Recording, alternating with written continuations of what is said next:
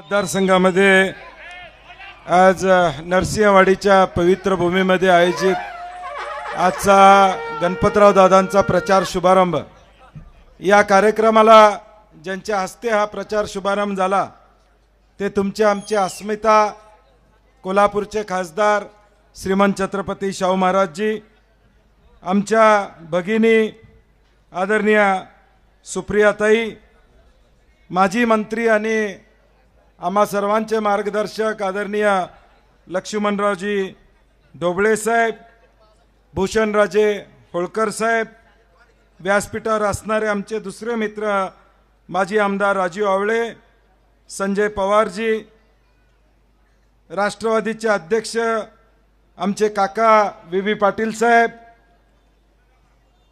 पृथ्वीराज यादव, ए Patil, Genghis Khan Pathan, Raosaheb बिलोडे, वैभव उगळे, मधुकर पाटील, संजय अनुशे, जगदाळे साहेब, धनाजीराव, विजय पाटील, माधुरी सावगावे, स्वाती सासने, अनिल गाडगे, भवानी सिंग घोरपडे, मधुकर पाटील, रघुनाथ दादा आणि सर्वच बंटी जगदाळे, रमेश शिंदे, सर्व मान्यवर पत्रकार बंधू आणि जमलेले या शिरोळमधले स्वाभिमानी नागरिक बंधू, माता भगिनी आणि तरुण मित्र, लोकसभेची निवडणूक झाली आणि त्यानंतर विधानसभेचं रणांगण कधी सुरू होणार याची चर्चा या महाराष्ट्रामध्ये सातत्यानं होती.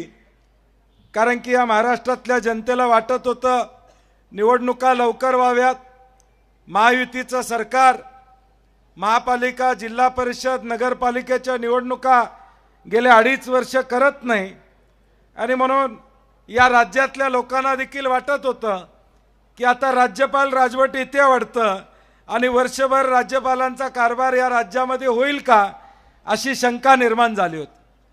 परंतु शेवटी ही महाराष्ट्राची भूमी आहे, छत्रपती शिवाजी महाराजांची भूमी आहे. इथं काय चुकीचं केलं तर लोक सोडणार नाहीत हे लक्षात आल्यामुळे या निवडणुका आता लावण्याची वेळ भाजपवर त्या ठिकाणी आली.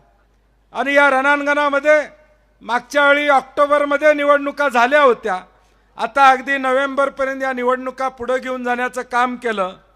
त्यांना वाटलं की मॅचची टायमिंग वाढवली, अंपायर मॅनेज केला तर मॅच जिंकणार. मॅच ते जिंकणार नाहीत, महाविकास आघाडीच मॅच या ठिकाणी जिंकणार. कुठल्याही परिस्थितीत काही या ठिकाणी बदल केला, तारखा जरी पुढे घेतल्या असल्या तरी या महाराष्ट्रातली जनता गेले 3 वर्ष वाट बघते. ती एकाच गोष्टीची ताई वाट बघते, ती काँग्रेस फोडणाऱ्यांचा बदला घ्यायचा, आदरणीय पवार साहेबांचा पक्ष फोडला त्यांचा बदला घ्यायचा आणि उद्धव ठाकरे साहेबांचा पक्ष फोडला त्यांना या ठिकाणी हिसका दाखवायचा. हे गेले 3 वर्ष ही महाराष्ट्रातली जनता या ठिकाणी वाट बघते. आणि ही संधी आता आपल्या सगळ्यांना या निवडणुकीच्या निमित्तानं आलेले आहे. आपण बघितलं हे महाराष्ट्र राज्य आहे, स्वर्गीय यशवंतराव चव्हाण साहेबांच्या पासून या राज्याला एक वेगळा इतिहास आहे. हा इतिहास पुसण्याचं काम गेल्या 3 वर्षामध्ये या ठिकाणी झालं. आज असलेला, सकाळी असलेला आमदार संध्याकाळी गुवाहाटीत होता, सुरतमध्ये होता, हे या उभ्या महाराष्ट्रानं या ठिकाणी बघितलं. सकाळी भेटलेले उद्धव ठाकरे साहेबांना भेटलेली मंडळी संध्याकाळी सुरत मार्गे गुवाहाटीला पोहोचले, हे उभ्या महाराष्ट्रानं या ठिकाणी बघितलेलं. विश्वास कुणावर ठेवायचा असं एक अविश्वासाचं वातावरण दुर्दैवानं या राज्यामध्ये त्या ठिकाणी निर्माण झालं. आज समाजामध्ये आपण सगळेजण राहतो, आपण विश्वासानं आपलं जीवन जगत असतो. एखाद्या किराणा मालाच्या दुकानाबाहेर आम्ही उभारलो असेल, मोटरसायकल लावली, आज दुकानात गेलो आम्ही लक्ष्मण ढोबळे साहेब, तर शेजारी एखादा माणूस उभारलेला असतो, त्याला आम्ही सांगतो जरा लक्ष ठेव, मी 2 मिनिटात येतो. अनोळखी असतो माणूस, ओळखीचा नसतो, खरं आपण त्याच्यावर सुद्धा विश्वास ठेवतो. आमच्या भगिनी कधी कधी या ठिकाणी मध्यमवर्गीय भगिनी कुठंतरी 8-10 दिवस गावाला जात असल्या तर 5 दागिने घरातले असतील तर शेजारणीकडे देतात, हे तुझ्याकडे ठेव, मी घराला कुलूप लावणार आहे, काय तर होऊ नये म्हणून विश्वासानं ठेवतात. आज तो विश्वास या महाराष्ट्रातला संपलेला आहे. आज तो विश्वास या महाराष्ट्रातला संपलेला आहे. आमदार पळून जायला लागले, खासदार पळून जायला लागले, समाजामध्ये एक अविश्वासाचं वातावरण निर्माण झालेलं आहे. आणि म्हणून ही निवडणूक गणपतराव पाटील साहेबांच्या दृष्टीनं महत्त्वाचे आहे, बंटी पाटलाच्या दृष्टीनं महत्त्वाचे आहे, सुप्रियाताईंच्या दृष्टीनं महत्त्वाचे आहे. त्याच्यापेक्षा या भविष्य काळामध्ये विश्वासाचं राजकारण आपल्याला प्रस्थापित करायचं असेल तर महाविकास आघाडीशिवाय पर्याय नाही, ही भूमिका आपल्याला या ठिकाणी स्वीकारावी. आज जनमानसामध्ये गढूळ वातावरण झालेलं आहे. नेमका आम्ही आयुष्यात विश्वास ठेवायचा कुणावर हा प्रश्न निर्माण झालेला आहे. आणि या अविश्वासाच्या वातावरणामध्ये एक आशेचं किरण दिसतं, ते राहुल गांधींचं दिसतं, आदरणीय पवार साहेबांचं दिसतं, आदरणीय उद्धव ठाकरे साहेबांचं दिसतं. आज या महाराष्ट्रातल्या 13 कोटी जनतेला वाटतं की या 3 लोकांच्या माध्यमातूनच हा महाराष्ट्र सुजलाम आणि सुफलाम होऊ शकतो. आणि म्हणून आज आपली जबाबदारी आहे, आपली कार्यकर्त्यांची जबाबदारी आहे की येणाऱ्या भविष्यकाळात ही जबाबदारी घेऊन आपल्याला या ठिकाणी काम करावं लागेल. स्वर्गीय सारे पाटील साहेबांनी या तालुक्याची हरित क्रांती करण्याची भूमिका घेतली. त्या काळामध्ये दत्ताजीराव कदम साहेब असतील, खंजिरे साहेब असतील, या सगळ्यांनी या तालुक्याला पुढे घेऊन जाण्याचं काम प्रामुख्यानं त्या काळामध्ये केलं. तोच वसा आणि वारसा स्वर्गीय सारे पाटील साहेबांनी पुढच्या काळामध्ये पुढे घेऊन जाण्याचं काम केलं.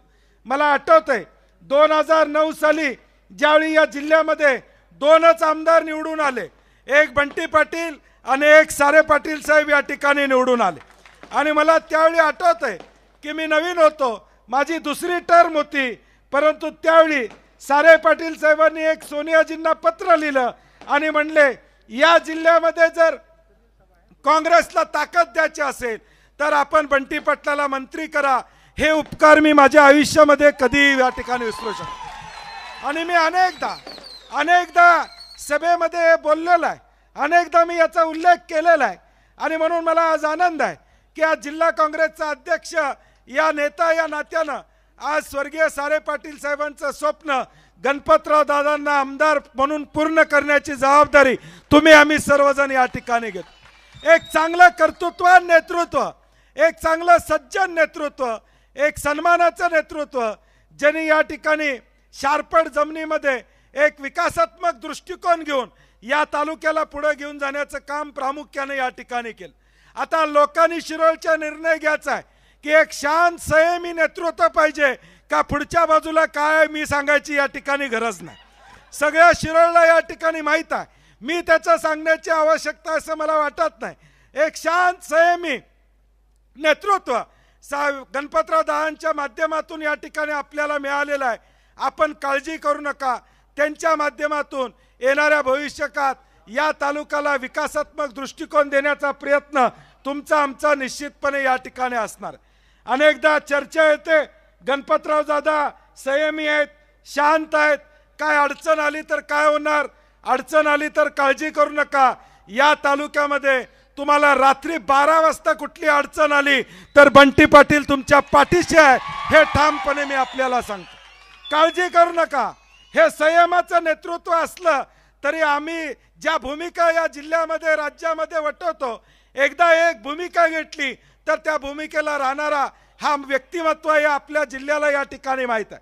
आणि म्हणून काळजी करू नका. स्टेजवर बसणारी सगळी मंडळी, मग राष्ट्रवादीच्या असतील, शिवसेनेच्या असतील, आमच्या दलित संघटना असतील, या सगळ्या संघटना ताकदीनं गणपतराव दादांच्या पाठीमागे या ठिकाणी आहेत. पुढच्या 15 दिवसामध्ये अनेकदा संघर्षाचा वेळ या तालुक्यामध्ये येणार आहे. मी आता येत होतो दादा, मला 5-6 फोन तालुक्यातनं आले की रात्री 12ला फोन चालू झालेत. म्हणलं 12ला काही ठिकाणी फोन या लागलेत. माझी सगळ्यांना विनंती आहे, काळजी करू नका. 12ला कुणाचा फोन आला तर 12:15ला मला कळवा, मी निश्चितपणे तुमची काळजी घेतो. तुम्ही टेन्शन घ्यायचं काम नाही, टेन्शन कुठलंही या ठिकाणी घेऊ नका. आज आम्ही काँग्रेस पक्ष म्हणून आपल्या पुढे या ठिकाणी आलो. छाती ठोकपणे आम्ही सांगतोय गणपतराव दादा काँग्रेस पक्षाचे उमेदवार या ठिकाणी आहेत. मग तुम्ही शिंदे सेनेचं तिकीट का घेतलं नाही, तुम्ही भाजपचं तिकीट का घेतलं नाही, हा माझा प्रश्न या ठिकाणी आहे. तुम्ही तिकीट का घेतलं नाही हा प्रश्न या ठिकाणी आहे. का उद्या पुन्हा एकदा बदलायच्या दृष्टिकोनातून आघाडी घेतली का अशी शंका आमचे पत्रकार मित्र या ठिकाणी म्हणतात की पुन्हा बदलायसाठी अशा पद्धतीची भूमिका घेतली का. आणि म्हणून माझी विनंती आहे, जो एकनिष्ठ आहे, जे घरानं या काँग्रेस पक्षावर एकनिष्ठ आहे, त्या घराण्याला आपण या ठिकाणी मतदान करणार का जे बदलतात भूमिका त्यांच्या बाजूने राहणार, हा निर्णय येणाऱ्या 20 तारखेला आपल्याला या ठिकाणी घ्यावा लागेल.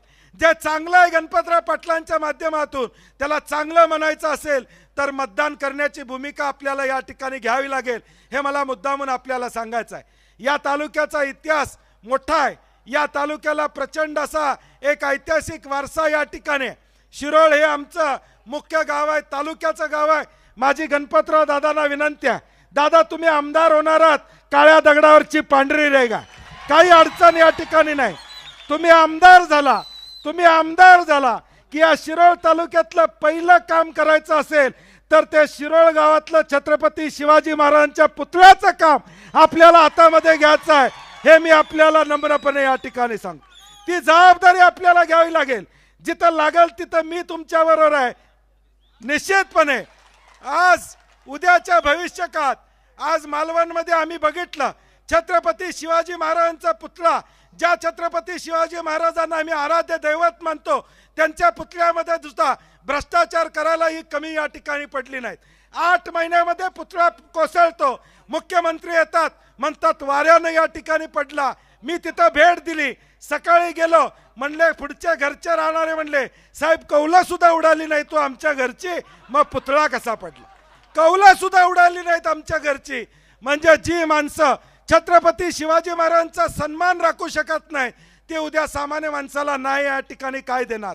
ज्या बदलापूरमध्ये एका लहान मुलीवर अत्याचार झाला, तिची बाळंती नाही, 14 तास पोलीस स्टेशनमध्ये उभी होती, तिच्यावर गुन्हा या ठिकाणी त्या आरोपीवर करण्यात आला नाही. हे महाराष्ट्रामध्ये कधी या ठिकाणी घडलं नव्हतं. त्या संस्था चालकाला वाचवायचं काम महायुतीच्या सरकारनं त्या ठिकाणी केलं. त्या मुलीवर अन्याय झाला त्याचा हिशोब देण्याचं काम या महायुतीला येणाऱ्या भविष्यकाळात या ठिकाणी करावं लागेल. आज आपण दिवाळी बघतोय ताई, गेले 2-3 दिवस झालं दिवाळी निमित्तानं मी अनेकांच्या घरात जातोय. गेले 20-25 वर्ष अनेक कार्यकर्त्यांच्याकडे जात होतो. ह्या दिवाळीला जरा वेगळं वाटलं. घरी गेलो कुणी फराळच समोर ठेवला नाही. मला लक्षात आलं महागाई एवढी झालेली आहे की आता फराळ सुद्धा महाग झालेला आहे या दिवाळीला. म्हणजे पूर्वी करंजी हातात घेतली तर आत करंजीत खोबरं असायचं, आता करंजीत खोबरं सुद्धा राहिलेलं नाही. म्हणजे एखाद्या घरात 10 पदार्थ दिवाळीचे व्हायचे ताई, आता 5च पदार्थ व्हायला लागलेत. ह्या दिवाळीला खऱ्या अर्थानं महागाईचा भडका हा दिवाळीमध्ये आमच्या स्वयंपाकघरात टाकण्याचं काम या महायुतीनं या ठिकाणी केलेला. एका बाजूला लाडक्या बहिणीचा उल्लेख त्या ठिकाणी झाला. लोकसभेमध्ये या महाराष्ट्रातल्या जनतेनं त्यांना दाखवून दिलं की सरकार काय असतं, तुम्ही काय कारभार करता. विदर्भापासून पश्चिम महाराष्ट्रापर्यंत महायुतीला धडा शिकवायचं काम या महाराष्ट्रातल्या जनतेने केलं. आणि मग लाडकी बहीण आठवा लागली, लाडका भाऊ आठवा लागला, रक्षाबंधन आठवा लागलं, भाऊबीज आठवा लागली. ह्याच्या आधी कधी रक्षाबंधन झालंच नव्हतं, भाऊबीज कधी झालीच नव्हती. आणि म्हणून माझी आपल्या सगळ्यांना विनंती आहे, हे सगळं सत्य आम्ही जे आपल्या समोर मांडतोय त्याचा विचार करून पायाला या ठिकाणी पानं बांधा. पुढचे 15 दिवस दुसरं काही काम या ठिकाणी करायचं नाही. पुढचे 15 दिवस आपल्याला गणपतराव पाटलांसाठी या ठिकाणी द्यायचे आहेत. मग काँग्रेसचे कार्यकर्ते असतील, शिवसेनेचे असतील, राष्ट्रवादीचे असतील किंवा आमच्या अनेक इंडिया आघाडीच्या संघटना आहेत, या सगळ्यांच्या कार्यकर्त्यांना घेऊन गावागावापर्यंत या ठिकाणी पोचा, लोकांच्या पर्यंत पोचण्याचं काम या ठिकाणी करा. मतदाराला घरातून आणण्याचं काम त्या ठिकाणी करा. आता निवडणुका 70% मॅनेजमेंटवर झालेल्या आहेत, 30% कॅम्पेनिंगवर झालेल्या आहेत.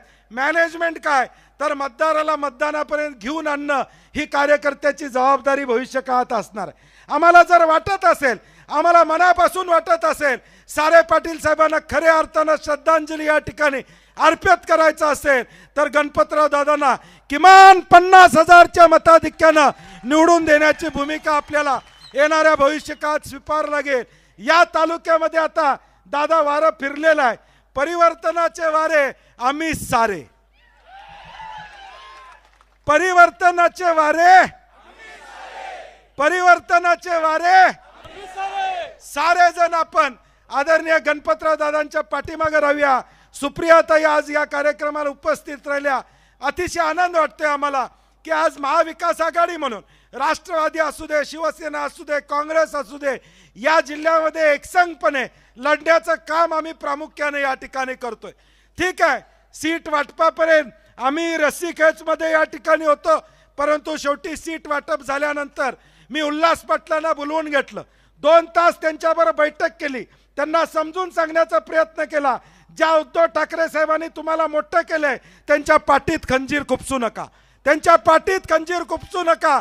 आजचा काळ उद्या या ठिकाणी येईल, तुम्ही काळजी या ठिकाणी करू नका. ज्यावेळी गोकुळची निवडणूक होती त्यावेळी सुजित मिंचेकरांना उद्धव ठाकरे साहेबांनी सांगितलं गोकुळमध्ये घ्या. मुरलीधर जाधवाला या ठिकाणी घेण्यात आलं. त्यावेळी उद्धव ठाकरे साहेब तुम्हाला या ठिकाणी चालले, मग आता का चालत नाहीत हा माझा प्रश्न या ठिकाणी. ज्यावेळी तुम्हाला गरज होती त्यावेळी शिवसेना, उद्धव ठाकरे साहेब तुमचे दैवत होते, आज ते दैवत कुठे गेलं? आणि म्हणून माझ्या कडवत शिवसैनिकांना शिरोळमधल्या या ठिकाणी विनंती आहे, ज्या लोकांनी उद्धव ठाकरे साहेबांना फसवलं, बाळासाहेब ठाकरे साहेबांचा अपमान केला, पवार साहेबांचा अपमान केला, त्यांना धडा शिकवायचा असेल, मताची ताकद दाखवायची असेल तर आपल्याला ही संधी आलेला आहे. जे गद्दार आहेत, ज्यांनी फसवलेलं आहे, ते आज आपल्याला फसवलं, उद्या तुम्हाला फसवायला या ठिकाणी मागं पुढे बघणार नाहीत. हे जर याचा सगळ्या गोष्टीचा विचार करायचा असेल तर येणारी 20 तारीख आपल्याला महत्त्वाची आहे. आणि म्हणून आदरणीय गणपतराव दादांना आपण ताकदीनं निवडून द्या.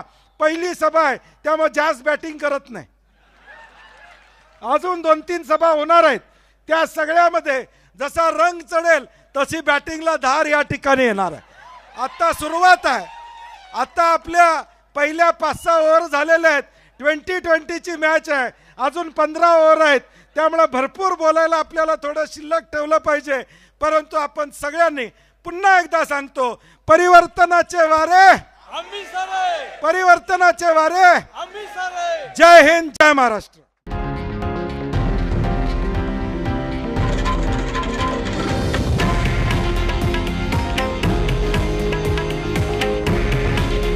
हे आहे देशातील नंबर 1 न्यूज नेटवर्क आणि आपण पाहत आहात TV9 मराठी. काळजी तुमची, हित महाराष्ट्राचं.